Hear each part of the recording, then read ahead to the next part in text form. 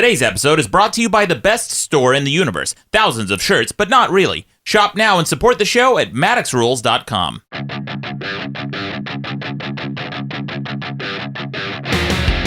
Welcome to the best debate in the universe. Every debate in the universe, from self-driving cars to Jesus-shaped scars. With over 3 million downloads, I'm your host, Maddox. With me is the Deputy Cadet Moderator, Ron Babcock. Hey. And as always, the Sultan of Swag, Mikey Bolts. Hey, Maddox. And Junior Journalist, Taylor Nikolai. Maddox is my favorite. Welcome back to the show. Guys, huge show today. I think we've never had a studio that's been this packed. We have two guests with us. Welcome back to the show, Therapist Kelli and Dreadmere. Guys, welcome back to the show. Hi. Yeah, thank you. So happy to be back. Well, we're happy to have you. You guys are, I think the last time that you were both on the show, it was one of our fan favorites of all time. Everyone said the vibe was great, the energy was great, we did a really great show. But the common variable is, of course, me.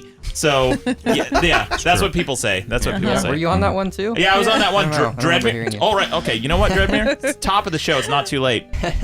Today we're going to be debating what's the best way to punish a child.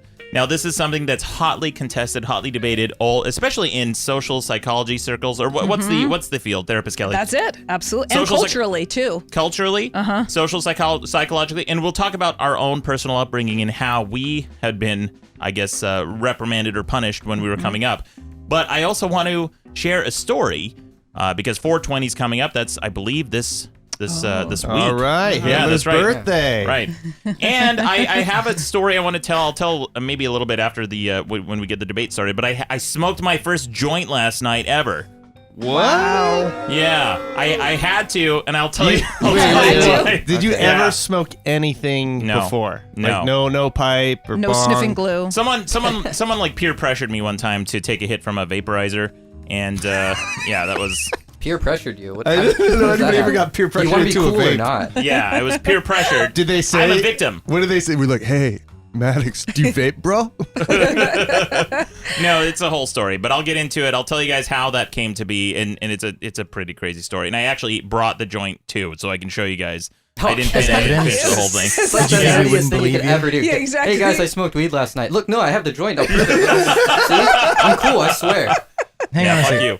Am I cool? Take a look at this. It's not even, it's like a perfect joint. It's like not even touched. Right. Well, I'm going to tell you guys the story about how that came to be in just a minute, but we should get on to the debate this week, which is what's the best way to punish a child?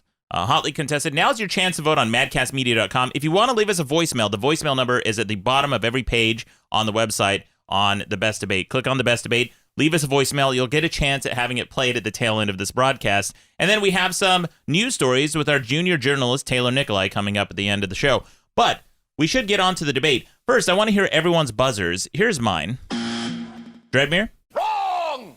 Therapist Kelli. Light and feminine. Taylor Nikolai. And Ron Babcock. There it is. If you hear a buzzer from anyone during this debate, that means someone's disagreeing with someone else, or we're just chiming in to add something, make a quick interjection, point something out. But Therapist Kelli and then Dreadmere, as our guests this week, what do you think is the best way to punish a child? And there is a wrong answer, so I'm great. Actually, yeah, can I just ask really, you said that they could vote on the website. Are the options going to be hit them or hit them when no one's looking? Are those the only two things you can vote? Possibly, or if those are your choices, Dreadmere. I don't know. Let's see what Kelli has to say. Yeah, what do Maybe I'll you change my have mind. to say, Kelli? So, okay, so I'm a mom of two boys, and I'm probably the worst person to ask because I'm a horrible disciplinarian. My go-to, I feel like they're kids. They're still learning. So I just sit down. I'm my therapist. So I sit down, I talk with them. We talk about, what happened, what could be done differently. Do you charge them like a family rate? I wish. How old are you two boys? 8 and 5. And- And they're crazy. They're Okay, so they're legitimately like probably the hardest kids ever. Just So they're put it out handfuls. there. Beyond. So what? So if somebody, let's say, Yeah. one of them fucks some shit up, Uh-huh. what's your go-to move? Besides like pot and wine, dealing with it. No, I think just like I said, we sit down, we talk about it. Of course, sometimes yelling happens, but yeah, I used to do timeouts, but I feel like it's not so effective with certain kids. They come out of the room and it doesn't really work. So I don't know. I think just sitting down and really just having that conversation, they can understand more than you think. So that's my thought. they can understand some knuckles. And speaking of Dreadmere, sounds like that was your approach. What do you think? What's the best way to punish a child? Nah, I mean, that's just my own experience. No, just kidding. I had to sleep in the fireplace. No. Okay, so I don't know how to answer this with like what you should do, but I'll tell you like the things I have a huge problem with, the sort of like process of elimination.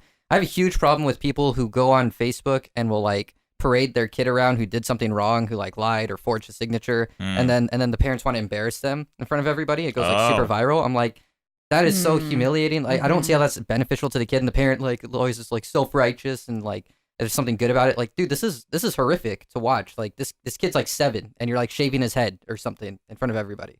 Public shaming. I disagree. I think that's awesome. Yeah. Hey man, shame sent this country to the moon. Yeah, that's right. All right, that's right. We the were Russians. The Russians got Sputnik first. They got the first man in space, and then as a country, we were ashamed. So we got our shit together. Yeah, we put a man on the moon first. That's right. right. So shame is I'm not saying it's a great thing, but it's a powerful. Sometimes it's the right tool. Now, I'll tell you an example, Dreadmere, which I think you might disagree with. There is one of these stories that went around viral, a couple weeks ago, maybe a month ago, where this dad made his son jog to school in the rain because he bullied another kid.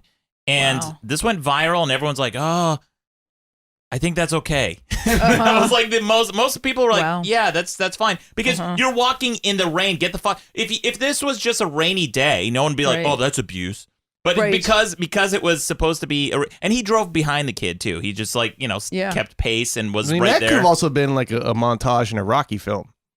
Yeah, exactly. So people walk in the rain. I get rain on me all the time. I don't give a shit. Inside, outside, it's insane. It's always raining in my life. A lot of drip. Just constant. You have one of those cloud. Charlie Brown sad clouds that cover you as soon as you walk outside. I don't even use an umbrella because I don't care. That's how little I care about the rain. Also, just the fact of having an umbrella when you need it, it's just you have to plan so far ahead to have an umbrella. Yeah. Most of the time, you're just carrying the goddamn umbrella. It gives me anxiety. The type of people who carry umbrellas and they're that prepared gives me anxiety. Also, and then you have to walk, use the umbrella as some sort of cane if you have one of those long ones. You know how hard of a look that is to pull off? Yeah. You have to wear a fedora. You don't have hair. You don't have to worry about it. Like, seriously. Damn, shots fired. Oh, shots fired, therapist Kelli. Yeah, okay. Well, because we don't have hair, we feel it so much more than you. We feel more.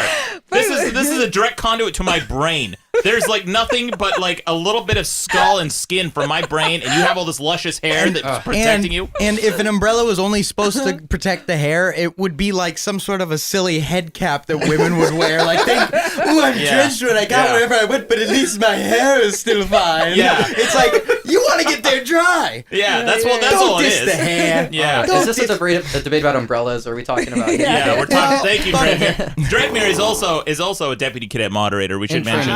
I think if we could use an umbrella to hit a child. Yeah, there you go. Well, way to bring it back. As long as we're on topic. Okay, here's my thing with kids and disciplining them. And I think, number one, you find out what their favorite thing is. And then that is your leverage.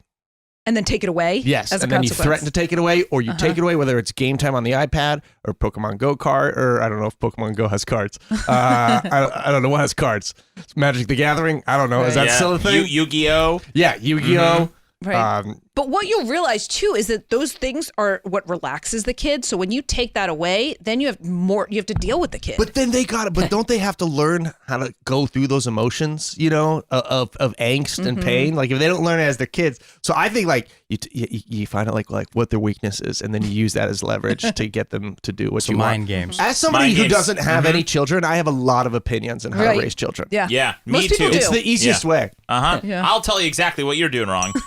And I'll tell you, the first thing is not hitting them. Boom! I'm gonna bring it. There you go. Old school. Okay, it's unpopular. All right. It's me. It's also illegal. Right, exactly. It's illegal. To hit a kid? Spanking I is think not it's- illegal. Is it- Spanking a kid is not illegal, I think, in California. What if you spank but them across the face? I feel like that's illegal. I think Intention. It's on the about your tush is okay. What if the I kid? mean, not according to me, but according to the laws. What if the kid keeps hitting himself in the face and he can't stop and he's not stopping? He won't stop. Someone. What is this kid? This is like Fight Club. He's just like, I'll tell the police. He starts punching himself. No, maybe he has a little bit of help, but he can't stop. You know what I mean? His hands being guided to his own face, and he keeps hitting himself. Right? But isn't it if you hit a kid, you're teaching them to solve their problems with violence? Isn't that the big argument against hitting children?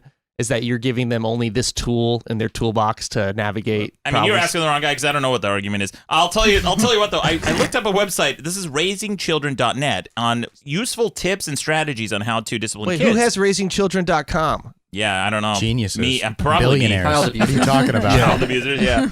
And the school-age children from the ages of 5 to 12 says hit them. No, it doesn't. No, it doesn't. Preschoolers says hit them. Toddlers hit them. Babies it says hit them always. You Hit guys them heard all- Australian, just- right? Like, and didn't react. That's why I was looking at this. I'm like, this has to be. No, Like, I'm just kidding. The therapist Kelly's. I'm like shocked. No, these are all bullshit. But the actual thing they said. I looked at this article. Yeah. And the whole thing seems like a lot of bullshit. And then the only actual practical advice they kind of gave here is rule number 4, which is set clear limits and consequences. Decide on a consequence for breaking the family rule. For example, you might withhold a pocket money from an 8-year-old if she hasn't done her household chores. But if she hits her brother, time out is a better consequence. You know what? My sister, I was amazed by this. She has 4 kids. I should probably know that better. So one time though, then when they were little, we were all going into a restaurant and she sat everybody down and she's like, all right, we're going to go into a restaurant. It's the kind of place where we sit down at a table. No one's going to run around. She says, if you choose to run around and make noise and misbehave, this is what will happen. Right. So it was great. She actually gave them the choice where they knew going in, like, oh, you can misbehave, but then these are going to be the consequences to your actions. And I just figured, like, she did this everywhere we went. And it always was really worked and effective, but it just, you had to pad in an extra, like, 20 minutes on top of everything that you think the time it would take to go somewhere or like before going into a restaurant, like whatever you thought it was going to take, you had to pad on an extra 20 minutes of parenting time. Can she raise my children? She sounds great. She's a good mom. She's Yeah. very good. She once put me in a timeout nice, dude. with like my little nephew. Like we both got put in a timeout. And Who was horsing around more? Both of you equally? I mean, we both cousin. Yeah. Cousin ruckus. Ron and your nephew, go to your room. Separate corners. By the way, just to poke in here, spanking is illegal in 60 different countries, but not America. 60 different countries, not America. There you go. That's why we're number one. Number one in U.S. in the military, and we're number 1 in spanking. Those are the 2 things. And Not- prison. And prison. That's right. And prison. Yeah, seems like shit's working out for us. Yeah. People who are in prison. Okay, so spanking is controversial. I was hit as a kid, and there was a difference. I could tell there was a difference. Was it an open hand or closed? Yeah, a little bit of both. A little column A, a little column B. Mix it up, here and there. And there was, I've received all sorts of different kinds of punishments, but I could tell, I think, when I was a kid, the difference between being hit and being abused. And there was definitely a time when it's crossed into the abuse territory, and you can tell there's a clear line. But being hit, like one of the things my dad would do when he was driving is me and my brother would be horsing around in the back, farting up a storm, doing whatever it is, and he would just do this move that terrified me. He would reach back without looking and just squeeze. His hand is like a clamp, and he's just looking for flesh to squeeze, and he'll just like try to grab your arm, your leg, your toe, anything, your head, anything it is, and then sometimes your leg would get caught or your thigh or something. He'd just take it and pinch it and squeeze. I'm like, fuck, that really hurt. Yeah, it was pretty intense. And while he's doing this, he's swerving back and forth like a madman on the road, and you are screaming. Everyone's screaming. My mom is freaking out. My dad's like, shut up, and he's just trying to hit us. Shut up, we're going to be late for church. Okay, you're really not selling me on this idea that this is the way it's going to work. Yeah, but I turned out very charming. Am I not? Huge vehicular explosion. Possible. This is how everyone should do it. Right. Yeah, well, I'm a very well-adjusted and charming man. Tried weed for the first time last night. Yes. You guys want to hear the story? We'll I get would back love to to the hear the debate. weed story. Okay, real quick, the weed story. I was walking, and my I friend and found I a joint on the ground. my friend and I saw this sign that said secret party, entry in the back. And I thought, well, Not a How secret? Yeah. Very God, the definition of not a secret. it said secret party. Ron, it said secret party. And it was like this storefront. And they had this like this chain link. In LA, all the stores kind of have like this this like 80s drug era chains and metal bars and everything to protect them at night. And it still doesn't protect them. But my friend and I went around back to check out this secret party. What part of LA was this in? This was in Hollywood. Okay, like on Hollywood Boulevard. You guys were in the market for some katana swords. It was. It was in the neighborhood. It was in the. I'm not going to give the specific place. Buy a suit that costs less than $179? Yeah, good deal on suit and shawarma. Same place. The inside pocket is a great place for the shawarma. So I walk around the back and kind of be nosy, kind of peeking my head in to see if I can find this secret party. Right? There's this girl outside. Looks like a suicide girl. She got tattoos everywhere and this like amazing therapist. Kelly, what's it called? Where the part that girls wear? It's not. It's just like a strapless. Yeah, like a bustier, like that. Right? Yeah. Is that what it's called? Like there's a tank top, just like the normal. There was no straps. Oh, okay. So it's like a strapless Kind of like dress, but with like rhinestones all over it. Kind of like an over-the-shoulder boulder holder kind of thing. No, that's a bra. Just sounds like a strapless top. Like a strapless top. Yeah. And she's sitting there smoking. She goes, corset. Corset. Yeah, that's what it is. Yeah, corset. Yeah. Ron Babcock, the expert. But that's tight in the that area. It wasn't that tight, but she was skinny. I couldn't tell. So anyway, she was like, "What are you guys doing?" And I said, "Just being nosy." she goes, "Why? What are you doing? What's going on?" I'm like, I'm just, poking my head into business that's not mine, looking for the secret party." She goes, "Oh, do you guys want to come to the secret party?" I said, "Kinda." She goes, "You can poke your head in if you want." I said, "Really?" She goes, "Yeah." And I poked my head in, and the first thing I see is this wall of security cameras. And there's no exaggeration. There's got to be 20 security cameras. I didn't even know that you could fit so many security cameras in one little tiny room, one tiny building. And we walk in, and there's a mist of pot smoke. And I walk in through the mist of pot smoke, introduce myself to a couple of guys who are there. I'm like, "Hey, I'm just poking my head in. I'm being nosy for the secret party." So I walk into the main room, and there's all these cool, I don't know how to describe it other than cool black people. And everybody in there was cool and black. And smoking pot, tons of pot. There was so much weed. And I realized I was in a dispensary. So what you're trying to say is you fit in just fine. Perfectly. Yeah. Well, I was with a friend of mine who, if he was a food, he would be Wonder Bread. Like the widest, he was wearing like a sports, I think a sports. Hey guys! Yeah. Like a tracksuit top of like a sports team. And then, just like, we're both wearing blue jeans. Not that cool. So we walk in and people are just handing us weed left and right. Like, "Hey, welcome to the party." And just handing us piles. And my friend who was there looked up at the TV and was like, "Oh, they're playing rap music." And I'm like, "Oh my God, just what are you doing?" "Oh, I like your hip hop. This is fun." So this girl, so they're going to think we're narcs, right? Right. This girl comes up to me and she's like, "Hey, do you want a joint?" And I said, she goes, "Do you smoke?" And I kind of like mumbled, like, "Not really. I just eat edibles sometimes some if you give me." And she goes, "Oh, so do you smoke?" I said, "Yes." And so she's like, "Well, I've got a pre-rolled for you." I'm like, "Great, those are my favorite." So she's like, $5. I'm like, oh, okay. And so I just took $5 out of my pocket, handed it to her, and she handed me this joint. And so everyone's just like, there aren't a lot of people there, probably like 10 or 15 people. And everyone's like doing their thing, and I'm like feeling pressured at this point. I'm like, "Oh my God, they're gonna like, no, I'm not one of them. I'm not smoking." You're not black. Yeah. I'm not one of these like, weed guys. I don't know anything about pot. And so I call it pot. Yeah. I call them weed guys. "You have a pre-rolled marijuana cigarette?" Cannabis. Oh man. And so then one of them's like, "Well, there's lighters up there." And I'm like, "Oh, sure, of course. "Do you need those?" Okay. So I don't know how to light a joint. I've never done this before in my life. And I'm like, I don't know. But you've seen movies. Yeah, but do you keep it burnt? Like, does it keep burning? Have you seen a cigarette? Yeah, but I don't know how to light one. Do you set it on fire and then you keep blowing into it, or I don't know what. There's a limit, but yeah, for the most part. Okay. Well, this had, so I brought it with me. I brought. Oh wow, there it is. This is, if you guys are looking on camera on YouTube, I'm gonna hold this up to the camera. Why are we here. not smoking this? This would be a is my special green joint. episode. Yeah, I smoked like half of this thing, No. and I'll tell you this much, motherfuckers, smoked it like a pro. Didn't even cough once. What a hero! Did you inhale? Yeah. Yeah, I fucking inhaled all over the place. I was inhaling. I don't think you I'm inhaled. gonna check the Probably inhaled. The DNA. fact that you said I inhaled all over the place it tells me that you definitely did not inhale. Well, I was there. I had a good time, and then they had a raffle. They're like, "Oh man, it's $5 to enter this raffle." And the girls who were running this raffle, A secret party that has a raffle. What is going on Here, I don't this know. is bizarre. I don't know.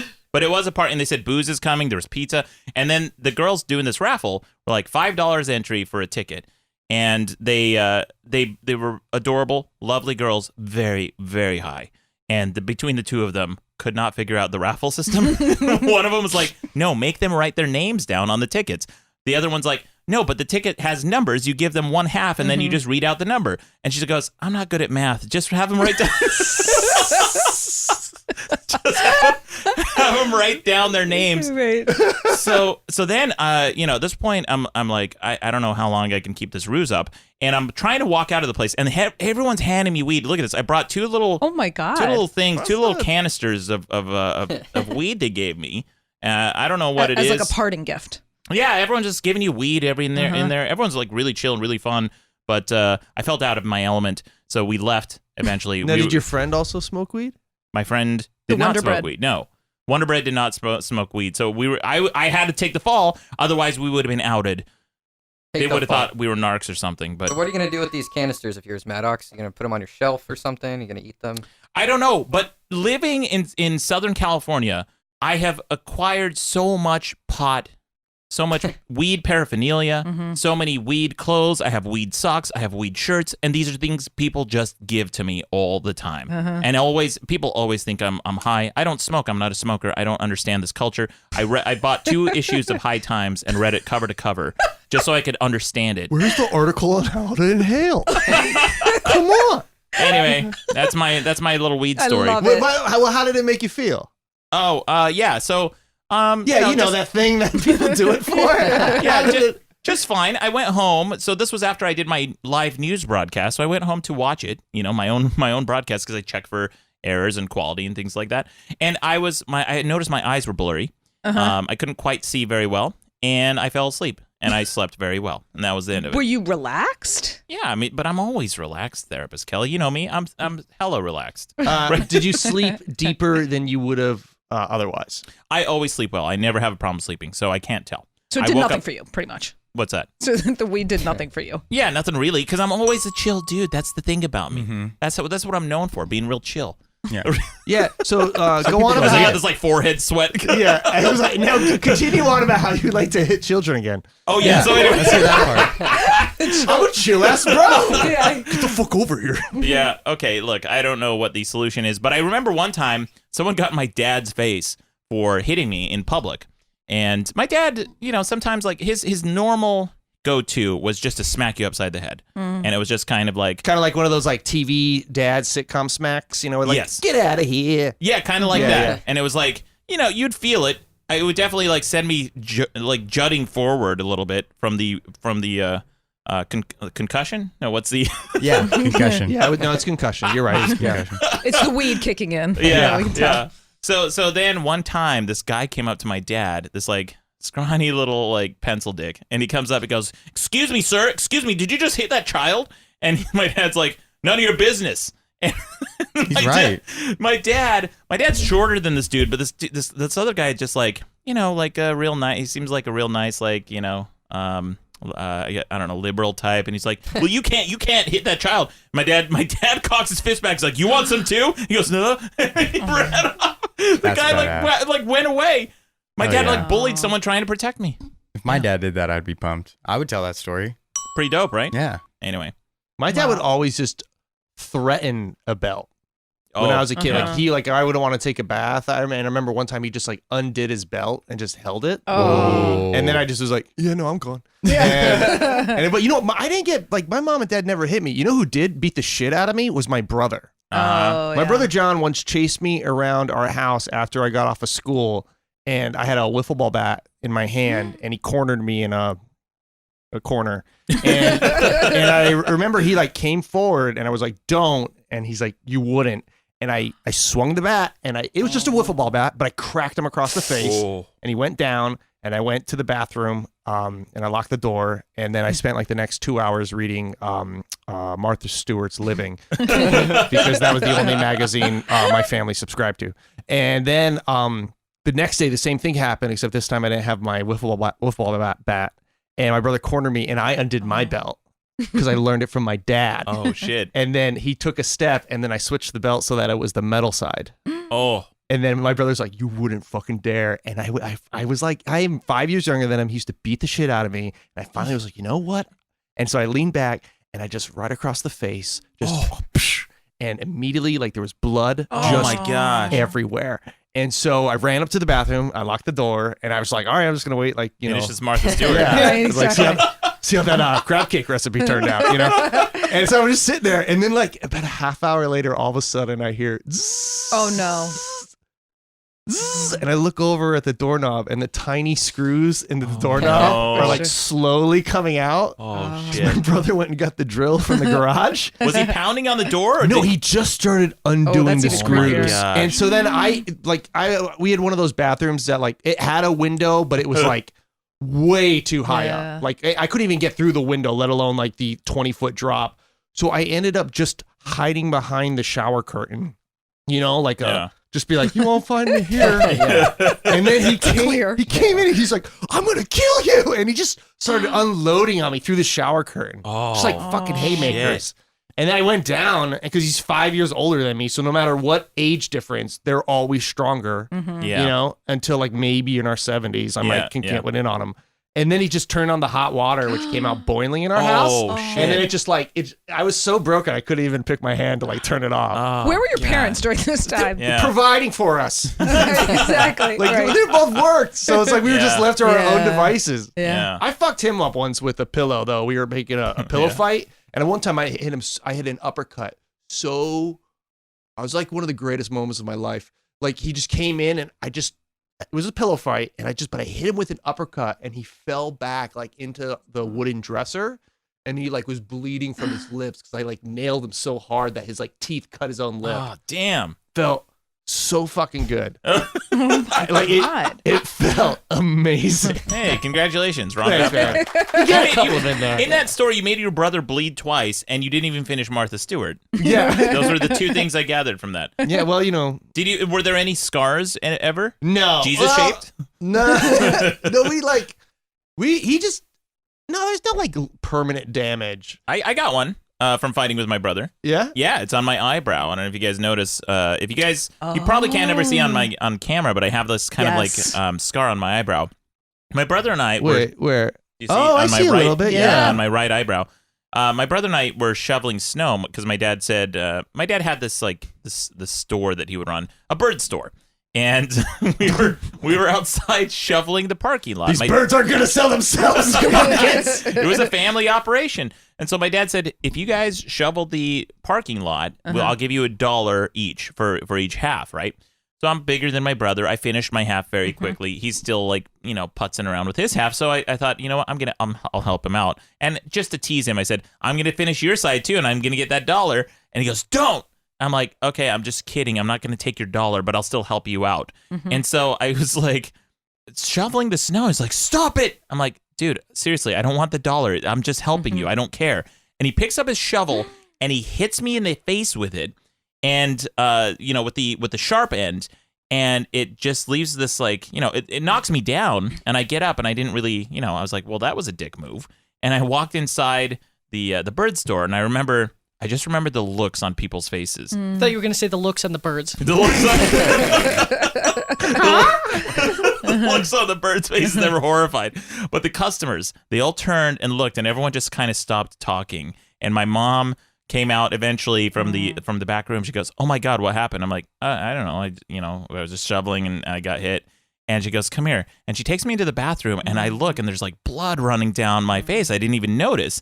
And there was a lot. I didn't even notice I was bleeding. And she's like, "Yeah, we got to take you to the doctor. I got 7 stitches." Wait, so Yeah. so you're the older brother? So this was your younger brother who struck you? Yes. Okay, I'm immediately on his side. What? How dare you? Why? No, because that it wasn't like that just happened all of a sudden. Just happened. This is from months and years of abuse where he's like, "No, just leave me alone." Where you push a tiger in a corner, you know? It's like Yeah. you just push him close to the edge, and then he finally reacts, and you're like, "I can't believe you just hit me. I was just trying to be a good older brother and help with shovel." No, I'm immediately on his side.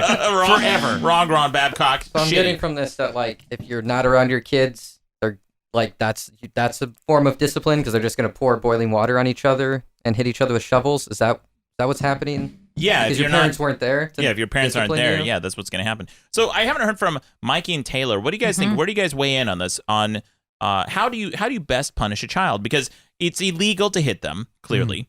So don't do that.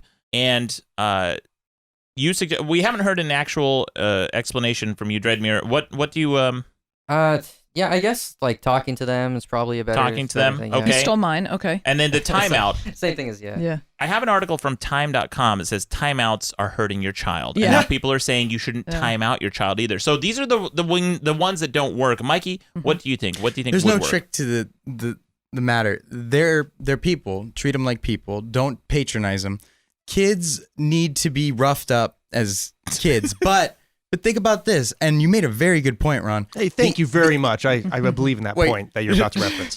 So if a parent's beating the kid, that age gap's insane. What you're training them to do when they're aggressive is their role model being aggressive. So when they're 40 years old, what are they going to do? Fight a 70-year-old because of that gap? No. Ron's brother, what was your age gap? 5. 5. When you are Ron's age now, who are you going to fight? Someone within that 5-year range or your personal problems. What I'm saying is, he trained him the right way. I agree with Ron. Huh. Okay. And you agree with Ron being that It's not illegal, and it's realistic. Me and my brother never fought. I'm kind of a softie in some situations. Okay. Yeah, well, here. And Taylor. What the fuck was that? Well, he's a softie. Oh, okay. That's the sound of a It softie. sounded like a weird fart. Yeah. And Taylor, what do you think? So, like, this, it sounds like one of those things that sounds like a lie, but I really didn't do anything bad, like, my whole life. Even today, I'm just nerd. like, Shut up, Taylor. I remember my parents give me timeouts every so often, but I never did anything. Fuck, I want to hit Okay. Taylor So so what bad. if your kid? If you had kids, what would you? If I had kids, I would never hit them. Like, timeouts are, like, the only logical thing that I could imagine punishing children for. I don't know. I think if I had kids, I would never hit them, but that's also something like I say, but I know I would be tested. Oh, look at me. I'm an angel. I would never hit my Yeah. kid. Barf. You guys make me want to puke. So here's... You're gonna have a kid. It's gonna be coming out of the womb. Right. You're gonna Yeah. push it right back in. There's more where that came from, kiddo. my dad would do this thing with me and my brother, and he would say that he would never respect us unless we could lock our fists with him, right? So our fingers were interlocked, and my what I had to do to earn my father's respect is bend his hand backwards. He said if I could bend his hand backwards, that's the day he'll listen to us. Was your father a call? A Like what? in Game of Thrones, like a Dothraki call? Just about. My Just dad. seems like he just like physical strength was respected in your household. Oh, absolutely. My dad, when my friends would come over, like he's not a man of many words, but when my friends would come over, he would do this demo. He had this anvil downstairs in our basement and like in his shop, and he would take this piece of rebar, right? Like a piece of iron, like steel. I think it's iron, like an iron rebar. Then he'd take a hammer and he'd just start pounding it as hard as he could until it turned red hot. And then he would take a newspaper and poke it right through the newspaper and it'd burn up. And then that was like his display of strength. And then he'd just go upstairs, take a nap. My dad would give people tours of the house and the various artwork that we had on the wall. So I guess we all have our things. Yeah. Right. Yeah. My dad, not my dad. So my dad one time cornered me in the bathroom. In a corner? And against a wall, actually. But there was I couldn't exit. And I was in college. I was getting ready to go to school. My dad goes, My dad jumps into his stance, wide stance with his feet, and he puts his arms up like a bear. He goes, "Come on." And he wanted to do the test, lock my hands with him. I said, "Dad, I don't have time right now. I'm going to school." He goes, "Come on, pussy." Oh my God. I'm like, I gotta. I'm just brushing my teeth. Can I just, finish? I'm late to class. And then he jumps at me and like knocks me into the wall, and I'm like bouncing off the wall. I'm like, "God, I can't. I'm not gonna do this right now." He goes, "Ha, pussy," and he like walks out of the room. God. But yeah, that was kind of like my upbringing, which I didn't consider that any kind of like punishment or abuse. It was just like my dad saying, "I still don't respect you." So there was that, which by the way was fine for me. Did you finally beat him once? No, my dad could still kick my ass. He's 89 years old. He could still kick my ass. Really? Wow. Oh yeah, that guy's tough as nails. Are you fuck? In the last 12 years alone, he has survived falling off a roof 4 times. He survived. Is he What's he Santa? doing on the goddamn roof all the time? He's always on the roof doing something, like fixing something. He's fallen off the roof 4 times. He has survived cancer. He has survived a heart attack. He survived 2 strokes. And he survived dropping a snowplow on his leg, which shattered his ankle. He dragged himself. My dad's just from a different era. This guy is like, $6 million man. yeah, he's ridiculous. In But the anyway. last 12 months, what have you survived? A Weed. joint? A joint, exactly. Yeah, A 1/3 of a joint. I'm more than half. I About would a say 10. just about. The 10. I did a pretty good job smoking this thing. That's Looks more like, than I thought half. you wrote on it with Sharpie at first. No. At one point, my friend came out to me and said, "That's enough. It's not even lit anymore." But anyway, back to punishing children. Now, Ron, you said something interesting. You said that you give them a choice. Yeah. Now, I have that written down on here as a disciplinarian method. I think it's a big thing because I think people Yeah. don't like to be told what to do. So you Right. give them a choice, you let them know the consequences of each choice. And then if they choose the wrong thing, then you're like, all right. Because then you're Yeah. teaching them, cause and effect. Okay, Ron, what is Actions it? have consequences. I titled that something. What does it say on my paper here? I'm sorry, I don't know how to read. Yeah, it says mob boss. That's what I call that technique. You're a mob boss. Hey, I'm just saying. I'm just the saying. child of a dad who goes, I don't respect you unless you could beat me in mercy. Well, it says here. This is what it says. This method, this technique, and I wrote this down. That's what I called it. The choice may also include putting on the jacket or going into timeout. Say it's your choice. Which do you want? No. So it's a false I mean, choice. that's like I think that's like such a because that doesn't, you could like, I think you need more prep time. You know what I mean? Like you got to be like, hey, we're going to go outside later on. I'm going to ask you to put on a jacket. And I realize all this shit takes time and sometimes you don't have time. But again, as someone who doesn't have kids, I'm a great dad. Yeah. Yeah. Well, all these sound so great in theory, and I thought the same thing before I had kids. And then You're it's the one who has different- children. Yeah, You should yeah. exactly. I want to hear more from therapist Kelly. Well, and it's like I agree with all that. Like choices, it's like, yeah, that sounds so logical. And then like in the moment, they're like, I don't want either, and then you're like stuck, or like, no, and so it's like What's it's hard. the biggest fight you have with your kids? Like, what's the thing every day that you have to battle? Oh God, where do I start? Putting on like socks and shoes. This is like such an ordeal. It's like, and a comedian once did a bit about it. It was like making me laugh so hard. He's like, put your shoes on, put your shoes on, put your shoes on. Like, I don't know. They just like, it's like molasses. It's like they're so slow to put them on. You're like rushing out the door. They don't want to do that. So that's like a daily thing with both of my kids. They just. Okay, you guys want a real solution here? I think I have the real solution. So were this- you going to say something, I Taylor? just like, what is it about shoes? Well, they've got to go to school. Otherwise, I'd let them go barefoot. Well, right, but like, do they just not want to put them on because they're uncomfortable, or is it They're like just lazy, I think. Is And it they're just that they don't want to go to school, so they're really milking out the time? Could be. I think that's what it is. Could be. Now, I think I have a solution here. All joking aside, Adoption? you can't. Adoption Yeah. is the solution. Yeah, uh-huh. Oh man, my parents have actually not put me up for adoption, but like as close as possible. They took me to a grocery store and just left me in the parking lot one time. Oh. Yeah, they're like, "All right, we're done with you," and I'm like, "What? This is it?" And they're like, "Yeah, we're done," and they drove away. They came back like Oh like 5-10 minutes later, You but say 5-10 days later. Well, I mean, let's my get a grocery God. store. That's where the food is. yeah, Come on. I was fine with that. I did think about just going into the grocery store and reading video game magazines until they came back, but I wasn't sure. But anyway, there's that. But here's the actual solution, I think. The actual solution, right? All of these problems, these quote problems that you have with your kid, like eat your food, put on your jacket, put on your shoes. Fuck it. Let them not. That's Right. how I would solve that problem. Let the kid touch the hot stove. let the kid hurt himself. Let the kid go out without a jacket. Let him fucking freeze. And then say, oh, big man doesn't want to wear his jacket. Maybe next time you'll learn your Okay, lesson. but this is why that doesn't work. Is because if your kid burns himself and he has a mark, or your kid's running around school with no shoes, they're gonna think that like, what the fuck is this kid's parent like? Well, He's there's- Well, being it's not neglected. even that. It's not even the judgment. It's that I've done that. My kid wanted to wear Crocs to summer camp. They only allow sneakers. One day I'm like, fuck it. I'll just put them in Crocs because I'm not going to deal with this argument. I bring him in. They're like, no, sorry. He needs shoes. You have to go back home and get him shoes. So like it screws the parents. So it's like, I hear you. I'm all about that consequences, but then it goes back to the parents. Or they burn themselves. Guess who has to take them to the hospital to get whatever, burn cream and all that gauze? The parents. Yeah. You know what, though? That kid learns pretty quick not to touch the stove again. Hey, put on your jacket. Make him freeze. There What? is something about this that I think you have a point, is that life can teach you a lesson. Yes. And I feel like sometimes I feel like we're protecting kids, but like I know like the one time my nephew, when he's a little kid, the dog, he was running around the dog, chasing the dog. Nobody was in the room with him. Yeah. And he kept trying to bop the dog on the head with an empty, for Christmas wrapping paper, those long cardboard tubes. Oh, the tubes, yeah. He kept bopping that dog on the head. Dog didn't like it. So finally the dog just kind of nipped at his ear. Like just a little bit, Yeah. just to be like, hey, I didn't know this. And he started crying. We're like, what happened? He's like, I was playing with the dog. I was trying to hit him on the head. And in a way, it's like he doesn't Yeah. do that anymore. Yeah. Because You it's learn like your fucking life lesson. taught him a lesson. Right. Right. Maddox, are you saying that if you had kids and they were being obnoxious in a restaurant, you just let them be obnoxious? No, that's a little bit different. How I would solve that problem is I would not take him to restaurants, A, or B, just box it up, wrap it up. I would maybe, if I had a wife, I would say, okay, take him outside. Why did the wife have a question mark on it? Yeah.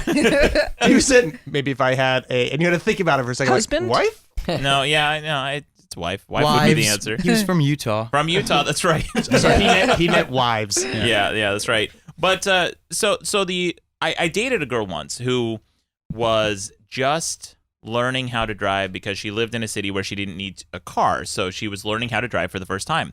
And while I was driving with her, it terrified me seeing her not check her blind spot before she changed lanes. And I kept telling her, please check your blind spot. Please check your blind spot, over and over again. And she never would. She'd always tell me to shut up. She just would go? Yeah, she would just go. And she would tell me to shut up. She told me that I'm being authoritarian, that I'm being bossy. I said, for the love of God, can we not argue about this? This is something that needs to happen. You need to check your blind spot. So finally one day, we were driving, and I thought, I'm going to teach her to check her blind spot. And I looked in her blind spot, and I saw a car. Not so close that she would hit it, but definitely close enough that she would cut it off, and the car would get mad at her. I said, hey, can you change lanes? And she did. And the car started honking very aggressively, and she started panicking. She swerved back real quick. We, Almost died. Yeah, we crashed. we were going about 30 miles per hour. So almost killed somebody else. Well, I knew the car would honk and flash the brights and flip her off and everything. And she was like panicking, and she said, and then she pulled over and she goes, I don't want to drive. And she was like shaking. And she said, I'll listen to you next time. I'm always going to check my blind spot. I'll never do that again. I said, okay, great. Lesson learned. Done. But that's what it took. It took her to actually almost get hurt. And me. I knew that at most it'd be a low speed collision. We'd have to deal with insurance or whatever. But it would be worth it to be right. You would learn a valuable Well, lesson. it's better that she did that at a low speed place, like on a small, like rural road, than a highway where you're going 50, 60 miles per hour and actually have it be like a diesel, a giant truck or something, and she didn't check her, or a motorcycle, God forbid, that would crash and kill someone's life. I thought, this is the only way that she's going to learn. Sometimes people have to be hurt on their own volition, like at their own hands, in order for them to. And I think that's the best way to The punish most a child. interesting part of that story is that you were like, change lanes. And she was like, yes. Well, she didn't know where we were going. She would always listen to me when I told her which, like, to turn here, change lanes, whatever, because she didn't know where we were going. So I'm like, yeah, you got to change lanes. We got a turn coming up. I think it's important with kids is, I think a lot of times it's a one-way street. Like, we want kids to obey, and we want them to obey because we want us to look good. Like, hey, look at my perfectly well-behaved children. But I think it's important to involve kids as much as you can in the process. So, for example, like if a kid doesn't like to eat certain foods, it's like then they have to be involved in the preparation of that food. Like, they have to be with you in the kitchen, like you teach them how to like cut stuff, like all supervised and shit. But you're cooking with them, so you get them involved. and then they have more of an ownership of when it comes to the table, I think they'd be more willing to try new foods. A lot of times I think it's just like we do stuff and it's like we set it down, we're like, eat this. It's like, well, I'm not gonna eat that. I don't like that. So like you need to like, but of course all this shit takes longer. Ron's like Dr. Sears. You like are down with the parenting. I'm impressed. I have a lot of nieces and nephews. Oh my God, that's great. So, therapist Kelli, has there ever been a success for you? Like, is there anything that you've ever done that has actually worked? Oh Lord, I've heard I'm super nurturing with my kids, so that's because good. you still breastfeed both of them. No, It's like that Game of Thrones, you know. Is that a thing moms can do? If you have Game of twins, can you Thrones just like double? yes, Really? you can if you've got Wow. twins. Sure, You could do doubles. yeah, Really? They'll add extras Absolutely. if you get triples. Yeah. Yeah. If you're that prostitute from Total Recall. Yeah. anything. Oh man. That's but cool. a success. Oh God, I don't know. Probably not great, but yeah, I've heard him compassionate and nurturing. Well, I'm sure if you're always talking to them. yeah, you know, exactly. Why are you being such a prick? Exactly. I mean, you listen for a living, you Right, get to the bottom sure. of these problems. But I'm sure they'll end up in therapy, like for sure. Do you find that that the type of therapy that adults come to you with is Mm-hmm. different than the type of therapy that children might need? Oh, absolutely. Yeah, you have to tailor it differently. Children, you can't, for the most part, like under 12, you can't be like, okay, tell me how you're feeling. Yeah. You know, it's like games and things like that where you have to almost trick them But into doesn't telling like a you. lot of like the problems come from stuff that happens as a I kid? think so. Like, Yeah, I think a lot Is of there that. a common problem that you see with most of your clients? Like the majority of people deal with, I don't know, issues with their Sure. mom or something? Yes, there's an attachment issue with the mother a lot of the time. Like too much attachment or not? No, usually it's not enough. They didn't get enough They love or didn't get attachment. breastfed. So what seems kind of hot, actually, on that note, Ron and therapist Kelli. No, well, not breastfeeding. Oh shit! I just got really excited. Well, there's this. It's kind of hot in. I'm finding like psychology and therapy circles. This attachment theory, and this is why they're saying that timeouts are hurting your child now. Now they're saying don't do timeouts, and this is from Time.com. It says timeout is the most popular discipline technique used by parents and the one most often recommended by pediatricians and child development experts. But is it good for kids? Is it effective? Not according to the implications of the latest research on relationships and the developing brain. So now they're kind of coming down on timeouts as well. They said studies in neuroplasticity, the brain's adaptability, have proved that repeated experiences actually change the physical structure of the brain. So that's another way of saying that is that neurons that fire together, wire together. I've heard that expression before. It says the problem is children have a profound need for connection. Decades of research in attachment demonstrate that particularly in times of distress, we need to be near and to be soothed by the people who care for us.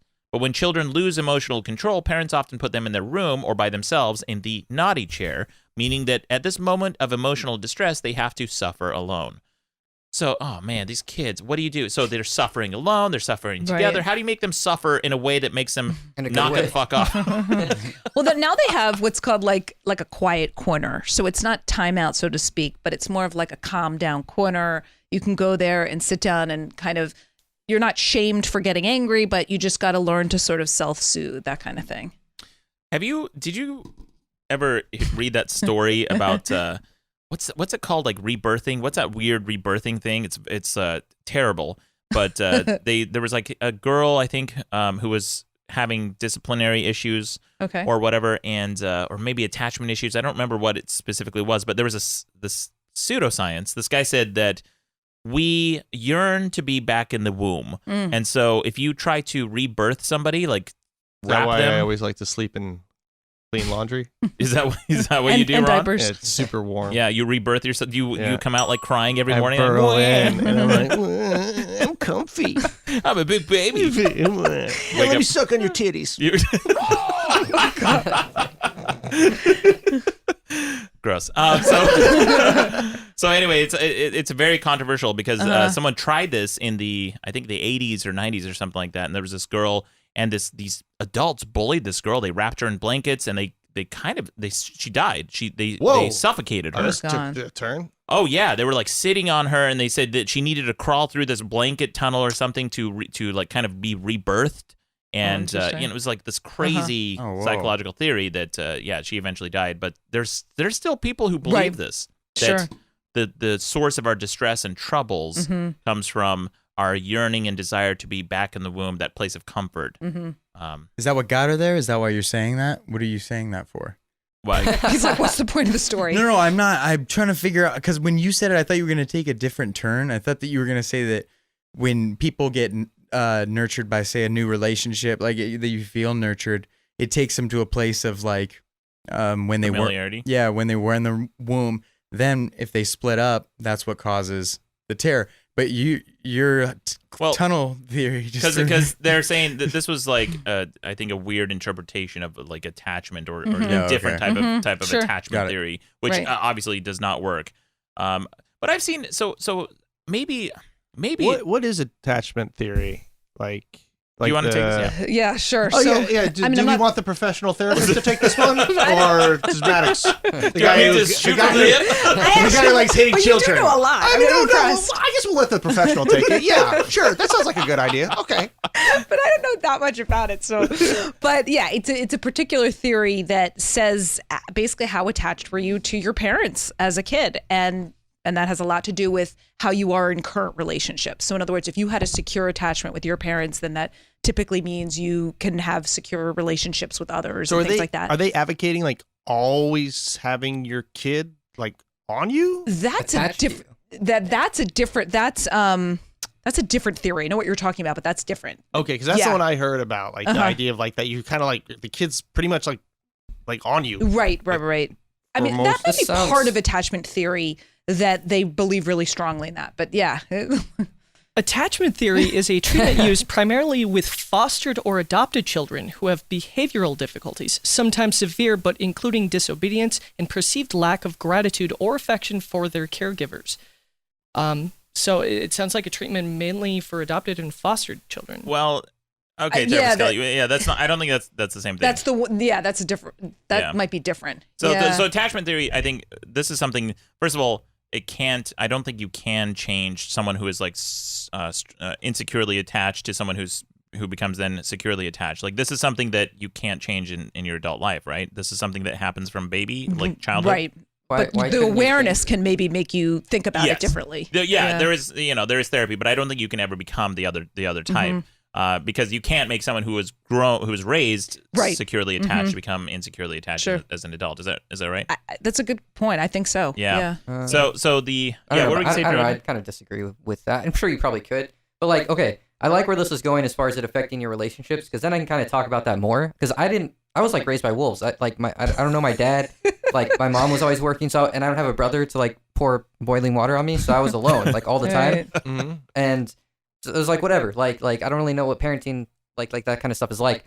But in my relationships, like I like whenever my mom did discipline me and like I would get really upset or hate it, was like when she got really emotional. Like she wasn't doing things logically. She would just get like so upset that she would just like break things or do things that it was like, oh, this is a really emotional reaction. So I think like that is like my only kind of like guidance as far as how to handle kids is like in relationships too, is like the things that you regret most are probably when you were too emotional. Like saying things that you regret probably came out of that. Or doing things like whatever.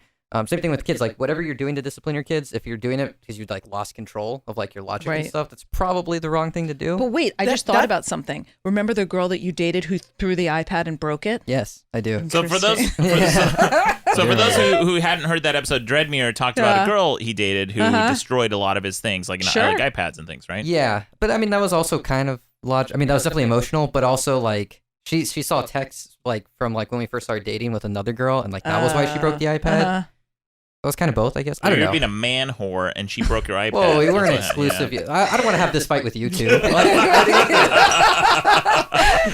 I agree with that. I've gotten into trouble with dates and things, and like girls I've dated, where until I feel like until we establish that it is a monogamous relationship and we are dating.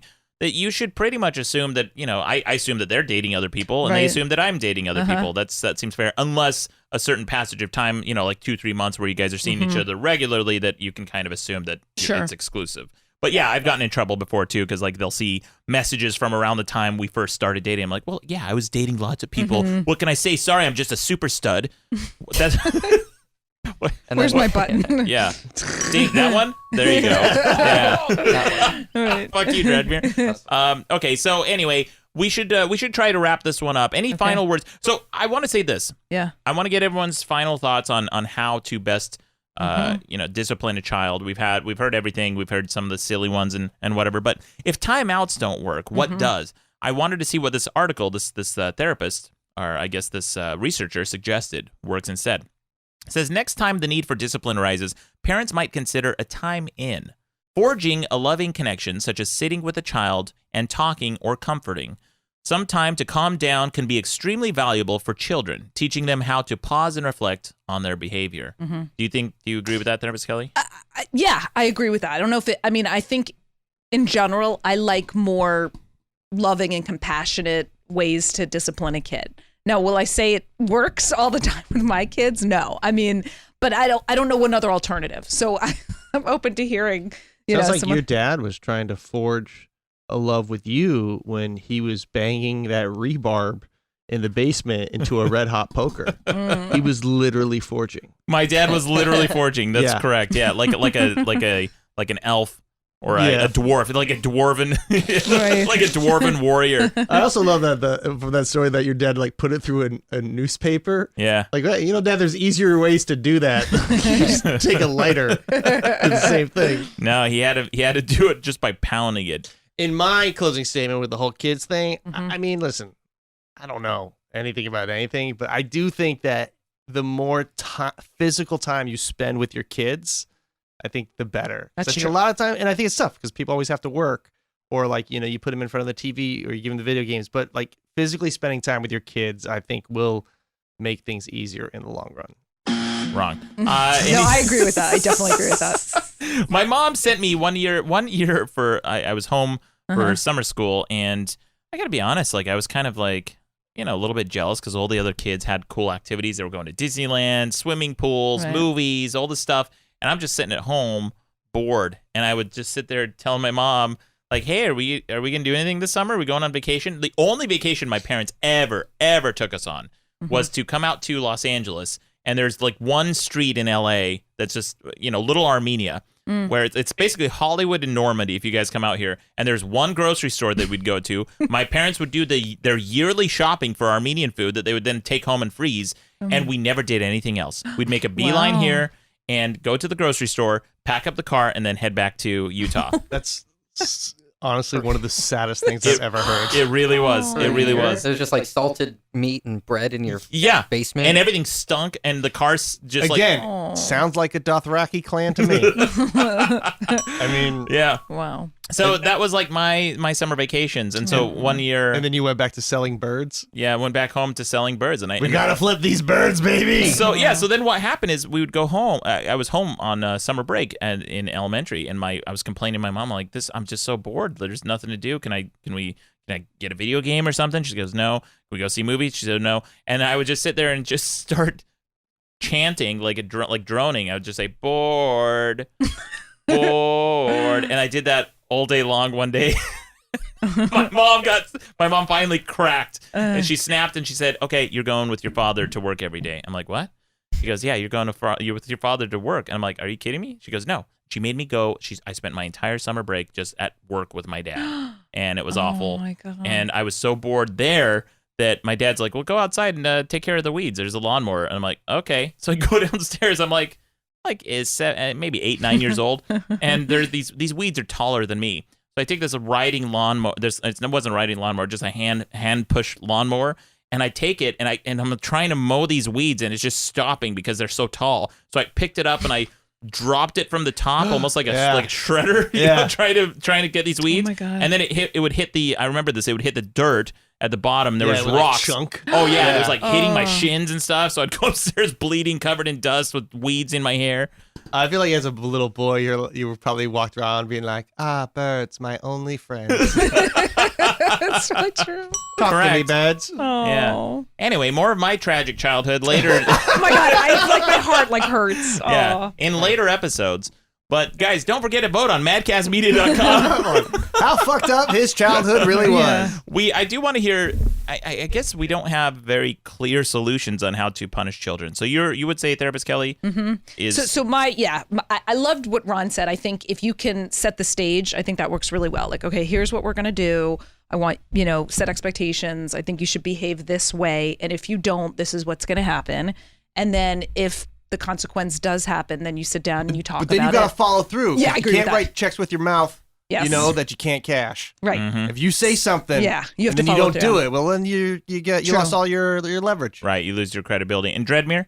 Yeah, I know this is like not an answer, I guess, but like, yeah, I don't know. I think doing things emotionally, whatever, like just try to not get emotional. I don't know. Whatever you do, just try to make sure you're like not doing it out of like that you're gonna regret or forget about. You know what I mean? Like in a weird Be a robot. state. Yeah. Yeah, just don't be a robot. There you go. You just don't break my iPad. Right. Just don't break their stuff. Yeah. I don't know. Yeah. Be logical. Talk to them. Kind of agreeing with both of you guys. I don't know if there's 6 ways to answer this differently. Psychological threats. And and then Mikey, what would you say? I recently had a cousin have her tooth pulled out by the door didn't work, so then they tied it to their dog.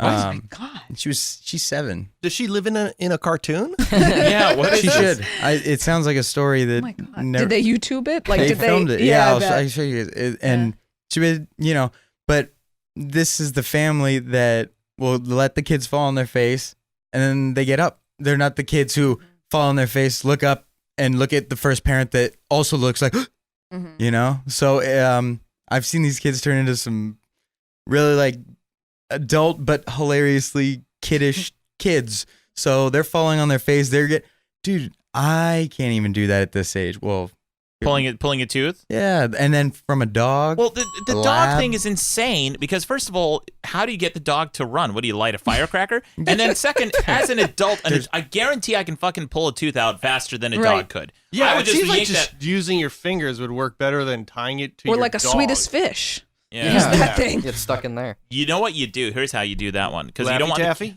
what's that? Laffy Laffy Taffy. Laffy Taffy might work, yeah. Or you don't want the kid to associate you with like pulling its teeth because that would be crazy. The kid would then maybe be afraid of you. So you tie it to the tooth at night, right? Set the kid to bed, and then when they're in bed, like resting nice and sleep, then you just yank that fucker, and then they come running to you, and then you comfort them like, oh my God, what happened? They to the tooth immediately fairy? wake up and you go, shh, go to sleep. Go back to bed. Don't you think that's the best of both worlds? Because A, you're doing it in the most humanitarian way possible, right? Because you're pulling harder Sort than a of. dog would. I mean, you'd have to be pretty far away so that when they woke up, you wouldn't be right there. I'd be down the street by a telephone pole. You'd have to Are you tell- gonna put a pillow Why don't over you just- their eyes too as you do it so they don't see I you? got it. How about we do this? Something that's stronger than a person, but also way more controllable than a dog. Hook it up tie it to their tooth, right? Yeah. And then tie it to your tailpipe, right? Drop it into a low gear and just peel out. There you go. And then that'll definitely take that thing right that'll out. take it out. A lot of good solutions. Anyway, guys, vote We on should Madcast have Media. kids. Yeah. We should all have a child. Yeah, we should have a child contest. Ooh, podcast baby. Oh, man. See who raises the best child. In the universe. Oh, man. Holy shit, the best child in the universe? Yeah. No, I want to have kids. I've never wanted to really have kids before until this very moment. I kind of want to do it for a contest. That's hilarious. Yeah, I feel like we definitely won't regret this. Yeah, Right. correct. Guys, tune in 9 months. Right. All right. Therapist Kelly, you going to take one for the team or what? No, I'm good. This She's got vagina 2. has a for sale sign up. No, Yeah. I'm done. Yeah, no vacancy. Yeah. All right, guys, don't forget to vote on madcastmedia.com. The voicemail number is on the website as well. But we should talk about last week's debate. Last week we debated what is the solution to the trolley problem. Are you familiar with the No. trolley? Essentially, there's a runaway trolley that's barreling down a track, and you have the option to switch the track. On one side, there's 5 people who can't move. On the other side, there's 1 person who can't move. Do you pull the switch? Okay, so wait, there's a trolley. I'm a little slow today. So Yeah. there's a trolley going to a runaway trolley. 5 people are on one side, 1 person's on the other side. Yes. Do you pull the switch? And so you'd either be saving 1 person or saving 5 people. Correct. You're still killing people. Yeah. Right. Well, you save the 5 people rather than the 1 person. Yeah, that's what most people would say. So it Yeah. leads to a whole bunch of ethical. And what about you, Dreadmere? I think it's kind of a weird question. I don't really like. Wrong, Dreadmere. Dreadmere, this has practical applications because in self-driving cars today, they Yeah. have to make a very real distinction like that. So if you're Right. traveling down a very narrow highway that on one side is mountain, on the other side is cliff, and there is a group of pedestrians that Yeah. can't, in front of you, the brakes malfunction, the car has to make a decision. Right. Does it sacrifice the driver, right? Does it run you off the cliff to save the pedestrians in front of them? Or does it hit the pedestrians? Right. This is a very practical thing that self-driving cars have to To think consider. about. Would there ever be a car on the market that is known to decide to kill the driver at any point? Probably not. Like, I don't think anybody would make a car that says, yeah, well, even if it's going to kill, there's 500 people, and the driver dies, like, we're going to kill the driver. I don't think that's ever going to happen. Well, that's irrelevant because we're not talking about whether it would exist. We're talking about the ethics of it. Is it ethical to, which is the most ethical solution? Because this is something that car manufacturers have to consider. Also, the possibility that, let's say it's not going to kill the driver, but in a very real sense, there's one pedestrian to the side, 5 in front of you. Right. You have no other choice. You might be in a narrow bridge or tunnel or something. Which one do you hit? Do you hit the 5? Do you hit the 1? Car manufacturers may have to make that decision. What do you think? What's the most ethical answer? It's not ethical to kill anybody. Like, it doesn't make any sense to choose one way or the other. Okay. No, but he's Cars saying if always you first. had No, to. I get it. I get what you guys are saying. Whoever Like, pays oh, the if we bill save more first people, one. that's the right choice. But like, Right. if you're defining the most amount of people saved or the welfare of the most amount of people is the ethical choice, that's not always the case. Like that isn't. When isn't it the case to save more people than fewer? Well, I mean, it depends on like. Bruce Wayne did it in Batman 3. Nicole Kidman and who was the other? So Yeah, well, no, yeah, like in relation to you, like, yeah, then they bring that up in the last episode. He was like, well, what if it's your kid and all this kind of stuff? It's like, Yeah. are you being ethical by choosing to save your kid rather than the 5 strangers? That's what I'm saying. Is like, you can't just say like, or to me, I can't just easily say like, oh, just pick the one with the least amount of people dying. Well, would you say then that different lives have different values? Not to me. Because that's what it comes down to. Because Right. clearly you value your family more than strangers. I do, just me. I'm the Well, I only mean, one. most people every do, right? single Yeah, person This in is the something world that feels this that is way. something that people don't want to talk about and don't want to admit. But I think as a society, we probably do value different lives differently. Oh, definitely. Absolutely. I mean, that's why Probably. communities Yeah. exist. I can't care about everybody in the world the same amount. That's why we have Just families. sounds and exhausting. parties and- Yeah. Well, this is the ugly reality that we live in, and this is part of the debate. We didn't really get down that path too far, but we do have some voicemails talking about that. So I asked the audience, what is the solution to the trolley problem? One of our guests last week was Federico Pistono, brilliant guy. He suggested that it should be random. The car should make a decision by chance. It should be a coin toss, essentially. So I asked, should the car have a random choice or should it hit one person? And with 66% of the vote said one person, most people chose that the car should kill one person rather than even giving the chance that it could kill 5 or more. And then I asked the question, do different lives have more value? So that's a question. That's what we were just talking about. And with 79% of the vote, yes. Most people do think that different lives do have different values. Now, here's the scary reality we're going to be living in pretty soon here, and it's already happening. China has the system, the CCTV system, that is able to do face recognition and know who you are. And they just recently, this was a headline just this last week, they caught somebody in a very crowded 60,000 people. 60,000 people. And they caught him before he went to go see a pop concert. Yeah. And they caught him before the concert even started. Yep. Like, What did he do? Face recognition, right? No, but I mean, what did they catch him for? he hit a kid. Was that what it was? No. You're wrong. Being a good parent. Exactly. Yeah, he was He was doing a bad attachment parent. therapy, but only because he wanted the kid real close so he could punch him. Yeah. No, yeah, I think, I don't know. I don't forget remember. what he did. Some sort of tax. I think it was like a tax thing. That's Yeah, or maybe a hit and run or something like that. But they caught this guy, and this guy was on the run, and he thought, safety in numbers, Sure. he wouldn't get caught at this concert. But the face recognition software caught this guy. And they're really promoting that in China, that they That's have the smart. world's most advanced facial recognition technology. Yep. Like more cameras in that country than anywhere else in the Oh my world. God, that's So terrifying. the Wow. the future potentially, what were we gonna say, Dreadmere? Oh, so, like, how's that like related? How's it related? Yeah. Yeah. So the future potentially with this technology is you could in real time have a camera that scans the people in front of you, and then makes a value decision on who you're about to hit. Wow. So it could be people who. Oh, People who are low-income earners versus a high-income earner. Right. Someone who is high status in society versus low status. Right. Someone who's a politician versus someone who's not. Uh-huh. This is the world we could potentially live in. And it could even do a quick estimation on whether or not society needs that person in, Wow. to survive. Like, for example, women who are carriers, especially if it does an evaluation, says, okay, well, the mortality rate is really low in Japan. Maybe we should give a bias towards women. That sort of thing. Okay, the most valuable life though, like the most is yours. Like I'm always gonna pick everybody else over me, no matter what. So if I'm buying a self-driving car, it's gonna 100% be the one that says protect the driver over anything else, because I can't care about my family and the other people if I don't exist. Like it has to be that way. You get a self-driving car that's just your face. What do you mean? It's like in the shape of your face. Like your ears are like the wheels, and it's just your. He was a real self-driving veto car. that as well. But then you have to climb into it through your nose. Oh. So it'll be super spacious. For those listening, the man in China who was caught he committed economic crimes. Economic crimes. Beast. Crimes against the economy.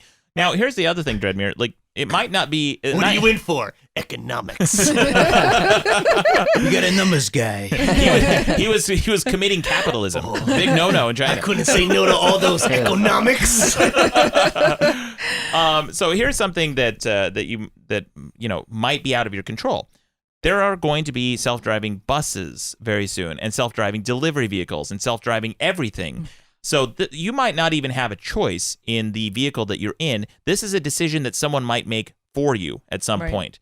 And they already have kind of decisions like this for, all sorts of different things that they might have to consider, like elevators. They might even put these in elevators if they find that someone is in the elevator shaft. Right. Sure. Anyway, there's a lot to this. There's a lot to this problem. I wonder if they're ever going to have anything where, like, you know how you can retrofit like your bicycle and you could turn it into an electric bike? You want to turn your face into a bike too now, Rob? No, I was thinking like do you think like with all the, like, let's say they go full autonomous driving cars, right? We're gonna have all these normal cars that we drive now.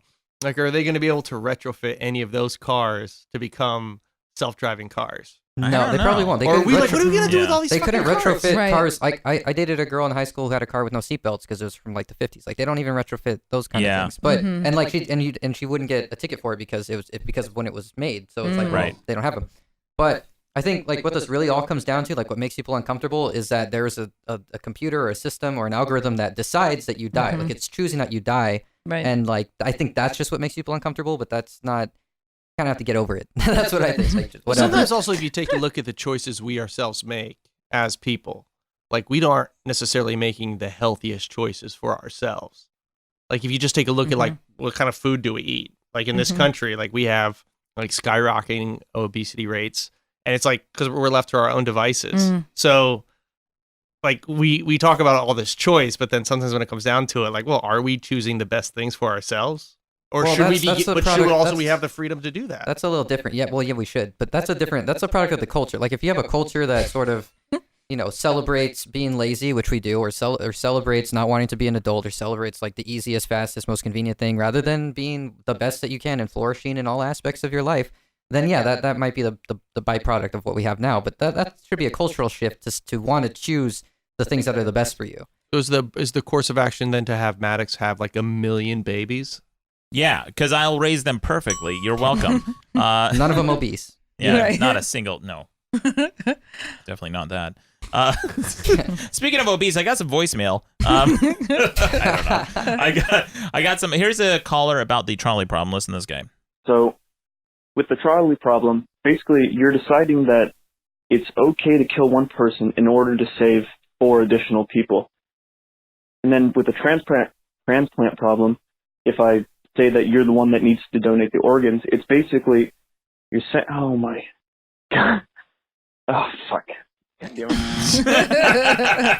was a tough episode. Yeah, it was real tough. He actually did call back with a correction, and the voicemail was too long. But here's Yes, love it. sorry. Here's one from Weird Matthew. He wanted to weigh in on the trolley problem. Listen to this. All right, so if you got 5 people and the one person, there's some variables you got to look at here. First of all, what's the age? Because I can tell you this. If it's 5 80-year-olds and 1 child, you just fucking plow those 80-year-olds down, man. They've already lived their life. They've actually kind of on borrowed time. Now, 5 children and 1 old person, you take the old person out. What if there's a road below the curve or a house? The car or goes off a cliff, starts a forest fire, all of a sudden fucking San Diego's on fire again. So no one's thinking of that shit. I haven't heard It could that brought happen. up once. Yeah, he said, I didn't hear anyone bring that up even once. Correct. That is correct. We did not bring that up. And speaking of weird Matthew, here's one. Ron, you said that girls call you random in bars sometimes? Yeah. Here, he wanted to weigh in on that. Here's what he thinks about girls who call guys random. Girls say something or will call you very random when they feel that you've done something that's sort of impressive and they cannot match your wit or talent. Yeah. This guy knows what he's talking about. Right? That's funny. He's like a philosopher. Here's I like that view, though. It makes me feel better. You guys sound like you're in the same boat. Yeah.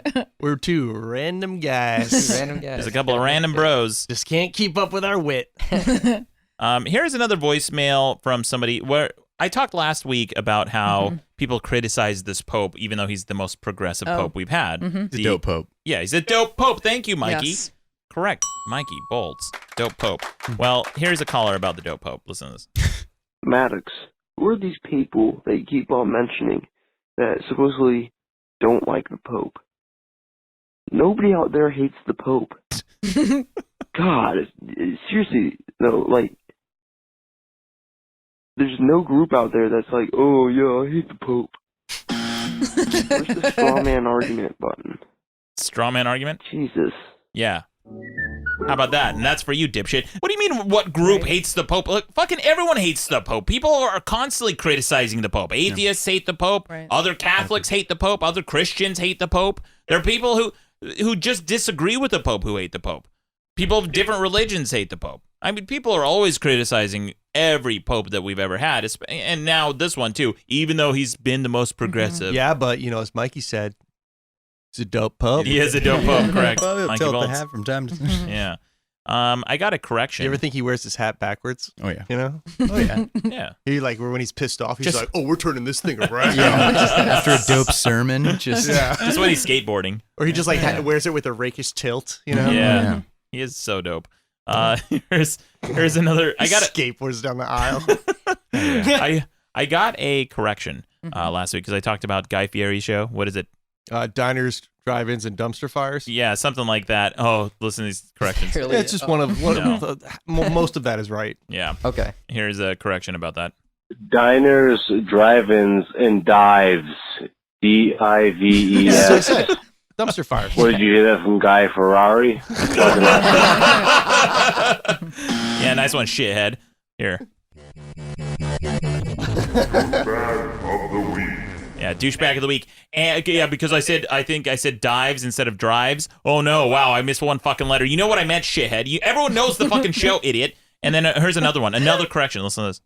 Woo-hoo-hoo, Maddox. All right. Let's go over Guy Fieri's show here. All right, so it's diners. All right, I know what a diner is. A dive-in. Okay. Is that like a pool that you're eating in? Doesn't really make sense because it's a food show. And a drive. I don't know. What is this show that you're referring to? Diners, dive-in, and drive. I'm really curious as what those last two are. If you could explain that to me. I would rather watch that show. Yeah, correct. I want to go see what a dive-in is. Yeah. Wow, what a real. I'm so glad you called in. I love my callers, my listeners to the show. Always calling to correct me in the most minor thing. And I get like fucking 10 phone calls about that shit. Never anything brilliant, I say. Nothing. Yeah. Here's what the show is. Douchebag of the week. 2 in a row, 2 douchebags of the week. Then I got this caller calling in. About a couple episodes ago, I talked about 2 of my friends who were super chill and didn't get along together because I feel like they were competing to become the alpha slacker. And here's a call about that. Listen to this. Hey, Maddox. I was talking to Mike Gamm's former guest on the podcast from episode 17, 46, and 66. You can check those out at madcastmedia.com. Anyways, I talked to him about that alpha stoner story you told, and you really got to get him and the other guy on at the same time because that shit was hilarious. Anyways, awesome. love the podcast. Fuck whales. Yeah, fuck whales to you too. We'll see. Maybe I can get both of them in the same room. That would be really fun. It'll just be bickering about the dumbest shit, and this pot would be gone. Yeah. Anyway, Taylor Nikolai. Now it's time for some quick news headlines with our junior journalist, Taylor Nikolai. Taylor, what do you got for us? Thank you, Maddox. Pro gamer Billy Mitchell has been stripped of his Donkey Kong high score for cheating. Right. Twin Galaxies, which tracks video game records, announced that Billy Mitchell's high score on the original Donkey Kong was achieved using an emulator. Images seen in a video of Mr. Mitchell's Donkey Kong world record run were impossible to generate on an arcade machine and therefore was being run on an emulator. That's right. This is I actually covered this in Maddox News like 3-4 weeks ago, but this was before he was actually stripped of his now records. it's official. Now it's official. So they found they compared like video footage of Donkey Kong in the arcade to the Donkey Kong in the emulator. The way that the emulator draws its frames is in pieces, like like chunks. Like chunks, correct. And the way that the arcade version does is from left to right in one solid motion. And I may have those switched, but one does it one way, the other does it the other way. And if you look at it in slow motion, frame by frame, you can see that Billy Mitchell did use an emulator. Wow. And the reason that that's controversial, you can submit emulator scores, but it has to be verified through a third party, et cetera, because you can record your play, and if you get killed, you can rewind the footage, pick up where you left off, and then play through again. Right. So it's very likely that he cheated with his submissions. Did you see that documentary? King of Kong? King of Kong? Oh, it's fantastic. This is one of my favorite movies. Yeah, it's so good. One time I went to Disney World, and on the flight back in the Orlando airport, there was a King of Kong arcade. And I walked in, and there was a bunch of Billy Mitchell's hot sauce there. What? For real? Yeah, and I went up to the dude working there. And this place was like, first of all, I had like a couple of arcade cabinets, no register. Like every hot sauce sale was just recorded in like a shitty notebook, like one of those places. Yeah. And I asked the guy, I'm like, is this like Billy Mitchell's arcade? And the guy's like, yeah. And I go, what's it like to work for Billy Mitchell? And he just goes, man, it's exactly what you think it's like. Oh. But I bought a hot sauce because I dressed up as Billy Mitchell for Halloween that year. Oh, that's funny. And no one, like 95% of people did not get the costume. But those 5% of people who did lost their goddamn mind. Oh, man. I'm kind of like that with the Jurassic World. You guys did you see Jurassic World, the first movie came out? There's this one part in the movie where it's when the dinosaurs first start attacking the park. And I think some pterodactyls or something are coming down, right? And there's this guy who's grabbing 2 martinis and he's sneaking. Yeah. I'm talking about. Those are my favorite actors. Yeah. Like just those like weird cutaway character actors, but like those are the images that stay in your mind. Right, and that's the most memorable thing about that movie to me. That guy running away with 2 martinis that he's during a dinosaur attack. My favorite guy in one of my favorite actors he's in The Truman Show. He also plays Napoleon in Bill and Ted's Excellent Adventure. But remember in Truman Show, the guy watching the Truman Show in the bathtub? No, I don't. Yeah, and he's just like holding on as Truman is getting away. He's holding onto the shower curtain, like, come on, little buddy. Come on. Yeah. Love that guy. He's on screen for like 30 seconds. And that's the one part of the movie I always remember. Well, the reason I mentioned the martini guy is because I saw a guy dressed as that at the West Hollywood Halloween Parade. Yeah. Oh, you did? Yes. And I laughed so fucking hard. It was my favorite costume. Yeah. I kept thinking about that guy. Like, God bless him. He was wearing the same Hawaiian shirt and had the straw hat and everything. It was amazing. That's great. Anyway, thank you, Taylor. Anything else? China plans to grow flowers and silkworms on the dark side of the moon. Holy the shit. unprecedented plan to create life in outer space is the most intriguing part of China's lunar probe mission later this year. Insects, plants, and potato seeds will be taken to the moon on board a lander and rover in December. Although known figuratively as the dark side of the moon, as it is unseen, the far side of the moon receives almost equal sunlight to the near side. Yeah, also, we have photographs of the dark side of the moon. I argued with a friend for a fucking week when I was in high school or something. He's like, we've never seen it. We've never been to it. No one can ever go there. I'm like, of course. What are you, an idiot? We have satellites, dipshit. You're saying that there's one side of the moon we can never see? And he's going down the conspiracy path.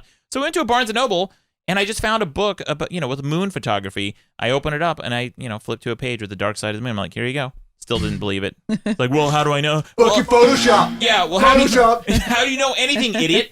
How do you know history happened? How do you know any of the shit that you were taught? Like, you can be skeptical of anything, dumbass. And then he was like, oh, shit, good point. Yeah. And I convinced him to unlearn everything. Right. Yeah. My favorite argument is when people just do those one-word rebuttals. Like Photoshop. Oh, or, yeah. like everything's fake. Yeah, Chopped. yeah. Yeah. So, I hate that. So- What else? Yeah. because it's So China's putting silkworms on the moon. This is how Mothra starts. This is how Mothra happens. That's what's going to happen. What else you got, Taylor? T.J. Miller was arrested Monday night at LaGuardia Airport in Queens, New York. According to federal prosecutors on March 18th, Miller called a 911 dispatcher in New Jersey and reported that he was on an Amtrak train and a female passenger, quote, has a bomb in her bag. An attendant from the first-class car where Miller had been sitting said Miller appeared intoxicated and consumed multiple drinks on the train. The attendant also told investigators Miller had been involved in hostile exchanges with the woman who was sitting in a different row. So he got upset with this girl, got into a fight, and then called 911 saying she had a bomb in her bag. Oh yeah, shit! apparently that's not allowed. No, that's a huge that's a huge fuck up. Yeah, that's he's actually great bit of viral marketing for Ready Player One. Yeah, exactly. Was he in Ready Player One? I think so. I Yeah. heard, Didn't he get like kind of outed in the Me Too movement or something? Wasn't there something yeah, about that? there's something about I that. don't There are a know. lot of guys that are similar. Yeah, That look similar. that looks similar. It was someone who it was an it was impersonator, definitely, yeah. Okay, so he was wasted. He seems like a kind of guy who parties a lot. Let's say he's like, okay, you know what? It's time for me to check into rehab. Like, do you think he would go into like get jail time, or do you think they would just send him to like kind of a rehab center to get cleaned up? Yeah, probably both, possibly both. I don't know. Do like when do celebrities actually do jail time? Well, Mike Tyson for rape, and then he gets out of jail and he becomes the spokesperson for PETA, to be compassionate towards animals. The guy who's convicted for rape. So there's that one. And then there's what's his name? Phil Spector is in jail right now. Okay. Oh, Martha Stewart, your girl, was Martha in jail. Stewart, O.J. Simpson. Free Martha. Yeah. You know that when you ever see that Mike Tyson documentary they did on him, where he's like, I never raped that girl. I never raped that girl. He's like, I did not touch that girl. And then there's like a pause. He's like, I touched other ones, but not that girl. And it was like whoa. Wow. Mike Tyson interviews are so fucking crazy, especially with women.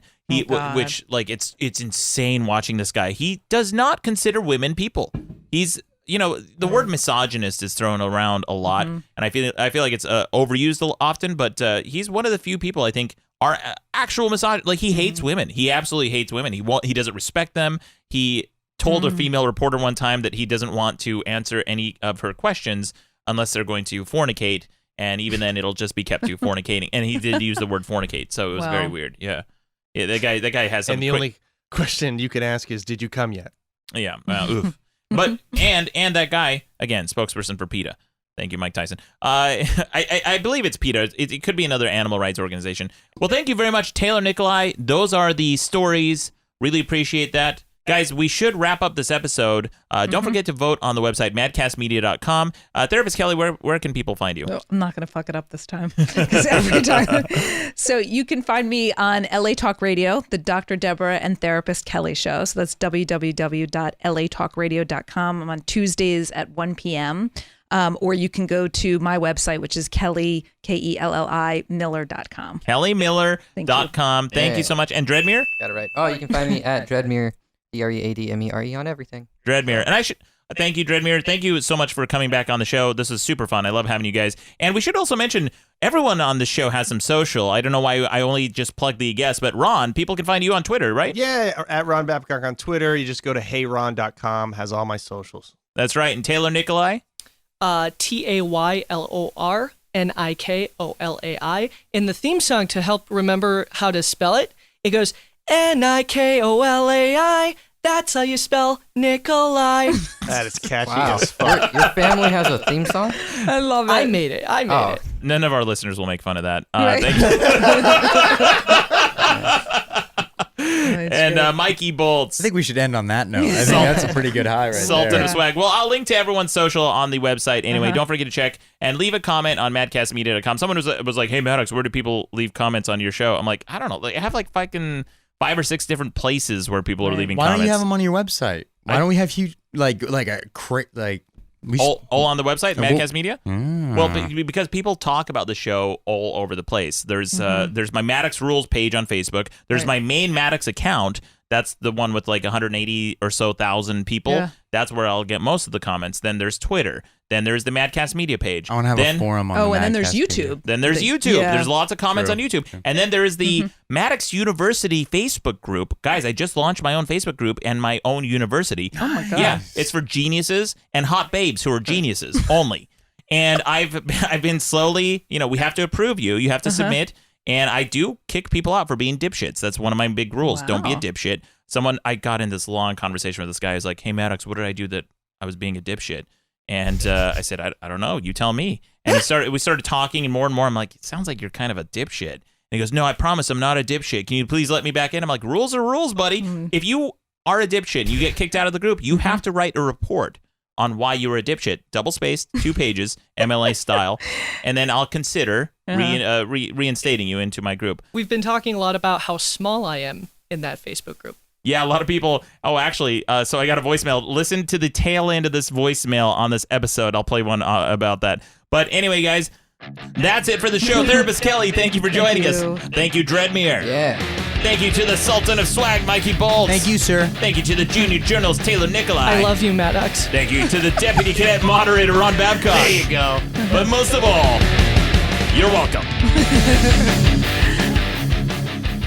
Hey, it's Cory, and sitting here listening to you queers sit here and talk about boners and how much you like boners.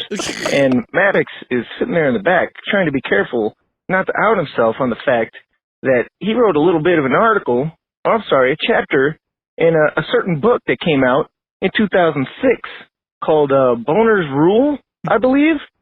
And, yeah, more proof that you're gay. Got you again. All right. Talk to you later. Fuck whales. Yeah, fuck whales to you too. But the chapter was just called B is for Boners. And I do believe it is the only New York Times bestseller that has a chapter titled B is for Boners. So I got that on you, dipshit. Oh, yeah, man. Yeah. Probably right. And to your note, Taylor, about people talking about how little you are, here's a voicemail about that. Hey, Lord Maddox, it's me. So, the first time is a fluke, the second time a coincidence, and, the third time kind of shows a pattern. Is it a Maddox requirement to have a small man, let's say a twink, on the show? Because I feel like it is. First Rucka, now Taylor Nikolai, and it's just, I mean, I don't want to say anything, but also, is it gay that I jerk off during the show? Also, love the blog. Keep up the great work. Huh. There's a lot to unpack. Yeah, lots to unpack there for sure. Yeah, the weird, kind of like borderline homophobic calls at the tail end of the show. We like to save those at the end. A special treat for those who listen all the way. Hey there. Don't forget to subscribe to Madcast shows on iTunes, Stitcher, or your favorite podcast app. Okay, bye. Madcast Media Network.